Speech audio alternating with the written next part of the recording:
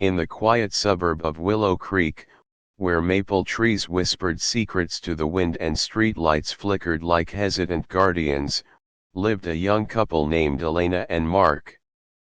They had just moved into their dream home, a charming Victorian with creaky floors and high ceilings that echoed with promise.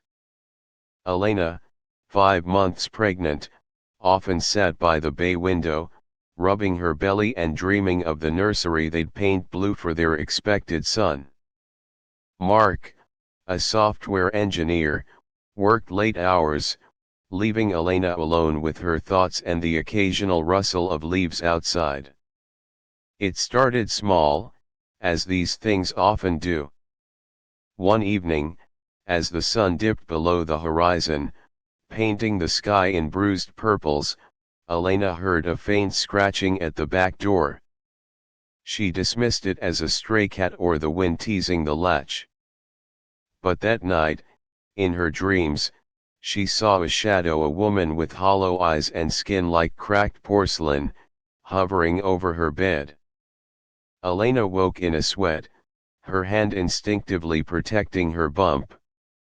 Just pregnancy hormones, she told herself, laughing it off over breakfast with Mark. The next day, while unpacking boxes in the attic, Elena found an old leather-bound journal tucked behind a loose floorboard.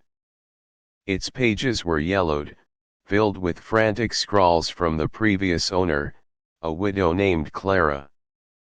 "She comes at night," one entry read. "Abazu, the child stealer. She whispers promises of motherhood eternal, but takes what isn't hers." Elena shivered, closing the book quickly. Superstition, she thought. That evening, as Mark worked in his study, Elena felt a chill draft despite the sealed windows. She glanced at the mirror in the hallway and swore she saw a flicker, a pale face not her own, with eyes like bottomless voids. Days blurred into a routine laced with unease. Elena began noticing odd things, baby toys she hadn't bought appearing in the nursery, arranged in perfect circles.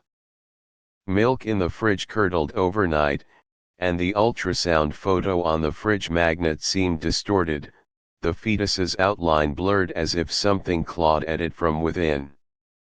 She confided in Mark, who attributed it to stress.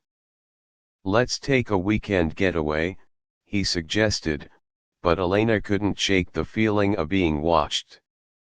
That night, as rain pelted the roof like frantic knocks, she heard humming a lullaby, soft and melodic, drifting from the nursery.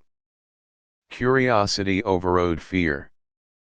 Elena crept upstairs, the floorboards groaning under her weight. The door was ajar, moonlight spilling in like spilled milk. Inside, the rocking chair swayed gently, empty. But then, a whisper, "My little one, come to me." Elena's blood ran cold. She backed away, heart pounding, only to trip over a shadow that wasn't there. In her fall, she felt icy fingers brush her ankle, fingers too long, too bony. Mark found her hysterical on the floor. He insisted on calling a doctor, but Elena refused, poring over the journal instead. Clara's entries grew desperate. "Abyzou is ancient, a demon of envy. She lost her children eons ago and now roams, seeking to claim the unborn.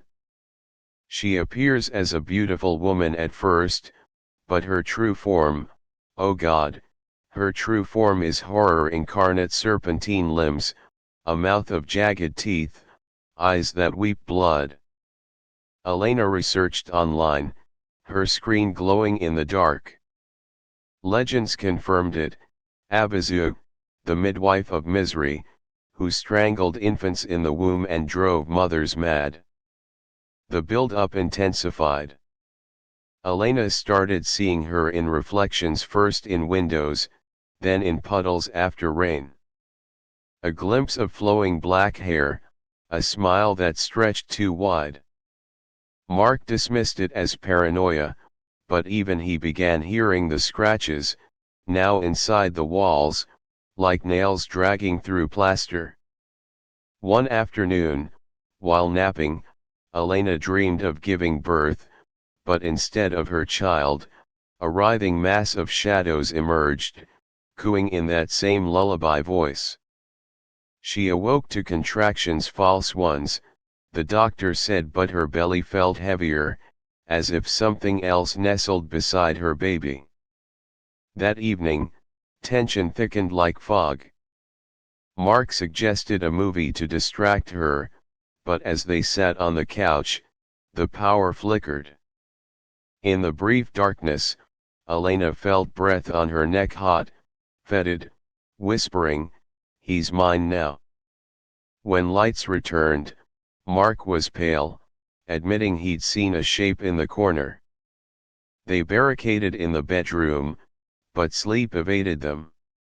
Midnight brought the storm's peak, thunder rumbling like distant laughter. Then, the door handle turned slowly. Mark grabbed a lamp as a weapon.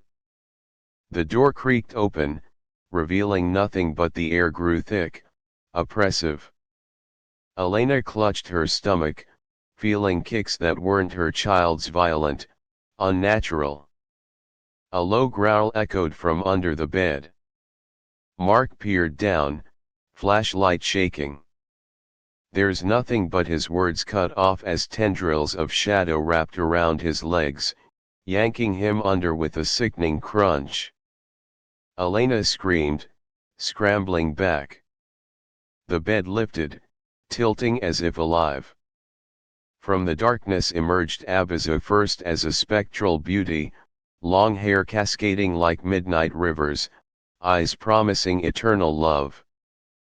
But as she approached, her form twisted, skin sloughing off to reveal scales, arms elongating into claws that dripped ichor, her mouth splitting open to expose rows of needle teeth. "Your child will be my vessel," she hissed, voice a chorus of lost souls. "I have waited centuries for one so pure." Elena's terror peaked as Abazu lunged, claws raking the air.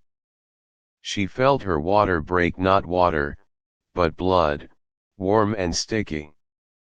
The demon's face hovered inches away, breath reeking of decay.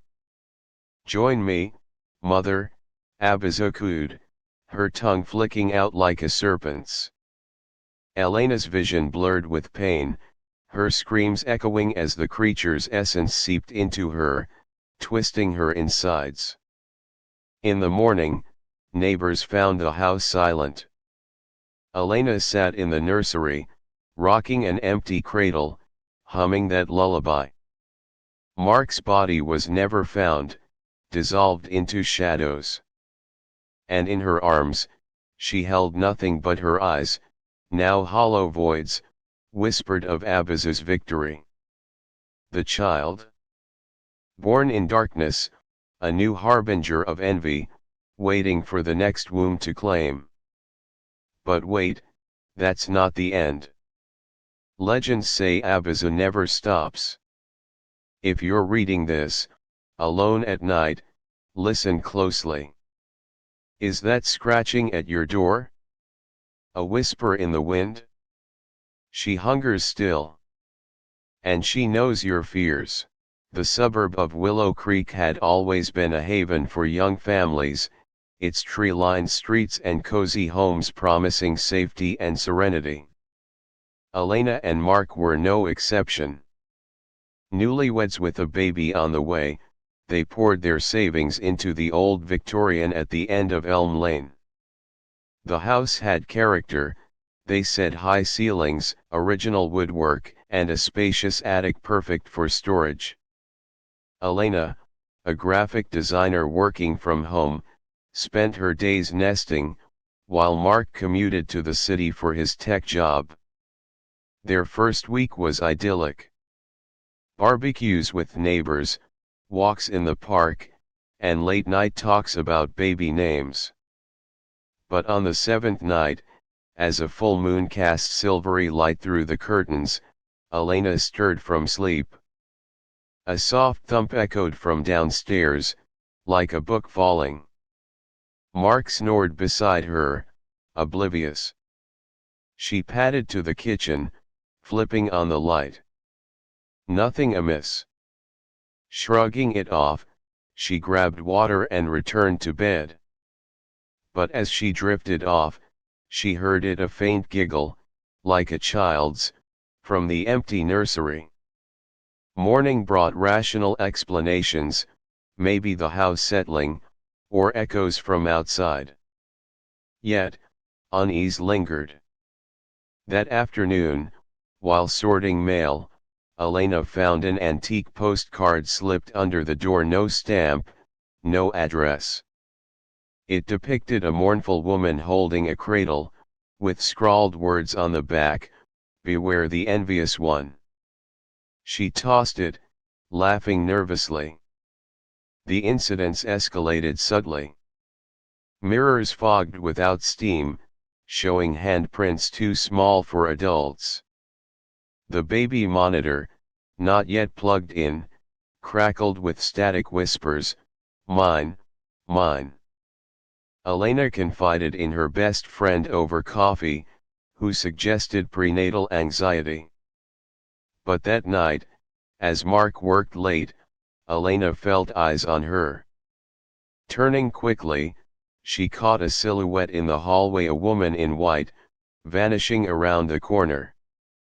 Panic set in. Elena locked doors, drew curtains, but the presence grew. She dreamed of the woman, beautiful at first, with flowing hair and sad eyes, but then morphing into something grotesque, limbs twisting, face melting into a snarl. Waking, she found bruises on her arms, like fingerprints. Researching the house's history, Elena discovered tragedy: previous owners lost children to mysterious illnesses. One diary entry from 1890 mentioned Abazu, a spirit who envied the living and stole unborn souls. Legends described her as a demon from ancient times, cursed after her own offspring were taken, now preying on pregnant women. Mark returned home to find Elena obsessed, poring over books. He humored her, installing cameras. But footage showed anomalies: shadows moving independently, a face peering into the lens, pale, with black eyes. The climax built over days.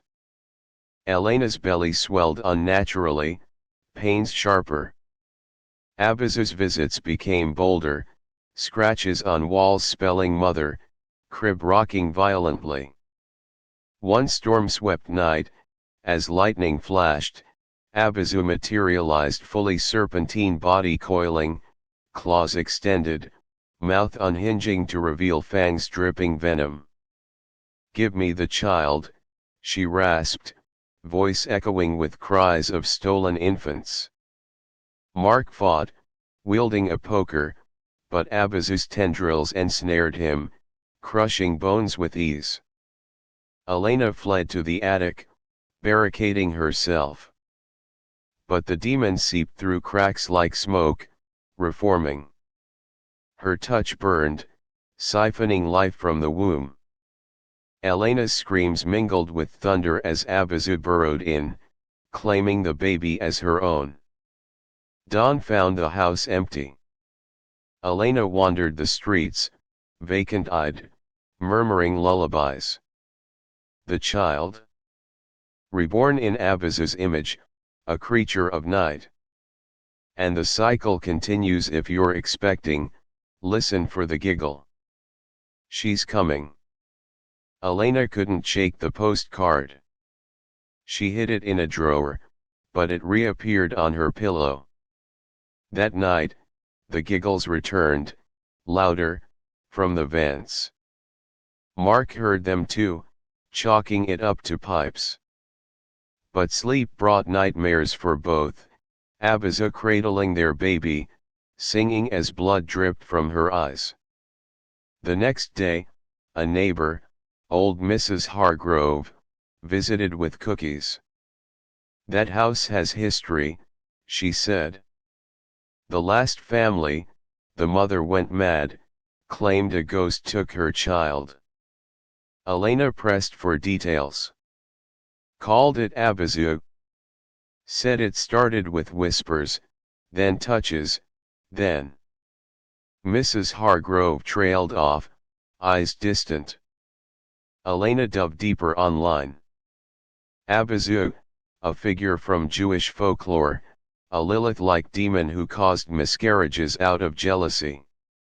Rituals to ward her off involved amulets, but modern accounts were rare whispers on forums of women feeling invaded.